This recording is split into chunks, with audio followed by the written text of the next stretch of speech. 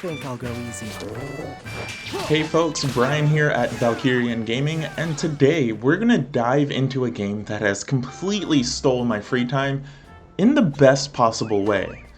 Fantasy Life I, The Girl Who Steals Time, is one of my favorite RPGs this year, and it's something that you shouldn't miss.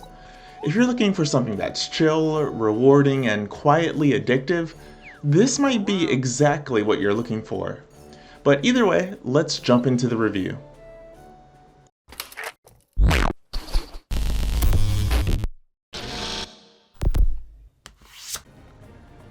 Fantasy Life I feels like several different games mashed together, but in a good way. It's part cozy town builder like Animal Crossing, part light action RPG, and part exploration sandbox where you're gathering materials and battling. And speaking of the crafting, about half of the game's lives are based around crafting. This has a minigame system, and I think it's worth talking about. It's genuinely pretty fun to make items in this game.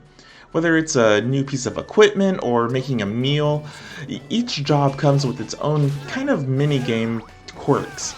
You can tap or hold for some jobs, but overall you just kind of move back and forth and press the button to complete the task. It's engaging and pretty interesting because it's timed, so the more time that you have left over, the better quality, of course also depending on your stats.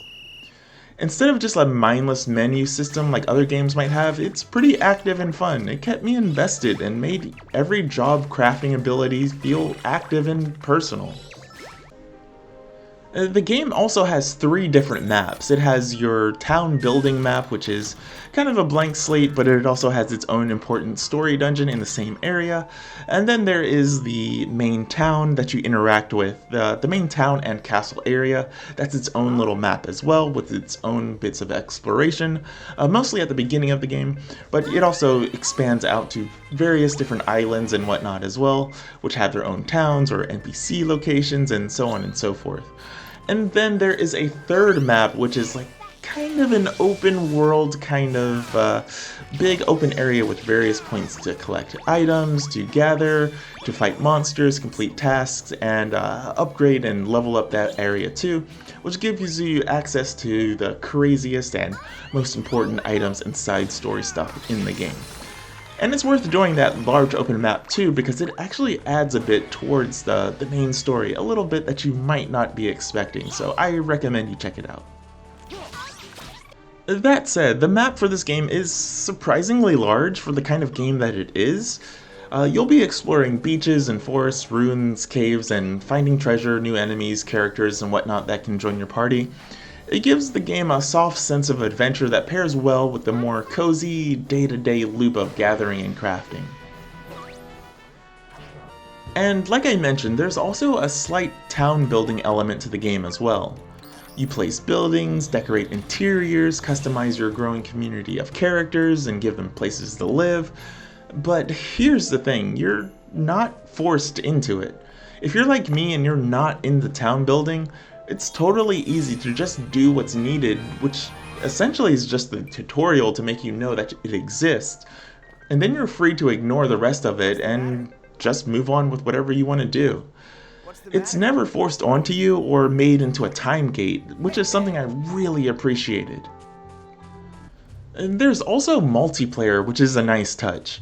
You can team up with other people online or around you and battle, gather, or just hang out. It's a great way to speed up some resource grinding or share the experience with someone. It's not super deep MMO style, but it adds real charm and makes the game feel even more alive, especially when you're just crafting or exploring together. It's just really fun, cozy vibes. That said, I do have a couple of small gripes with this game.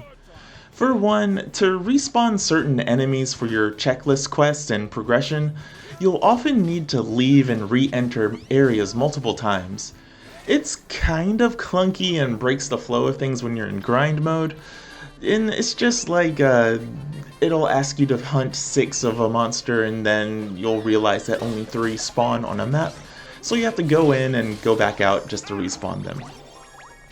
Also, while the game's story does have a lot of charm, It's honestly not that compelling. It's simple, kind of forgettable, and ends without much weight. But personally, I didn't mind. The game's strengths lie in its systems and chill vibes, not some epic story. That said, it does have its moments and it is kind of cute, so I kind of like it too. Honestly, I played most of Fantasy Life on the couch, half watching summer games done quick and just zoning out while gathering resources and leveling up. It was perfect. It's the kind of game that you can really lose hours on without even realizing it. You just kind of lock in and focus on what you want to complete, and the game just kind of keeps pushing you along to complete the next thing and the next thing and the next thing, and it's honestly great. Fantasy Life I isn't trying to be the next massive open world RPG or dramatic narrative experience, and that's honestly what makes it so good. It focuses on fun, cozy progression with clever design decisions, and things that just make every class easy to pick up and rewarding to master. It's got a cute aesthetic, fun crafting, and optional town building that you can either get really deep into or just do the bare minimum of. Couple that with really chill pacing, it's just a great game for both short bursts and really long, relaxing sessions. Despite a few minor annoyances, I really enjoyed it immensely, and I absolutely recommend this game. Thanks for hanging out with me here at Valkyrian Gaming. If you liked this review, give it a thumbs up and drop a comment letting me know your favorite class life. And if you haven't already, consider subscribing for more game reviews and other gameplay stuff too. I also stream on Twitch, so you can check me out there whenever I am streaming. I got some time off, so hopefully I can get to that a little bit more. And I hope to see you next time. Stay safe out there. If you're in the northern hemisphere like I am, it's pretty hot, so enjoy your summer. And be sure to hydrate. See you next time, guys. Peace out.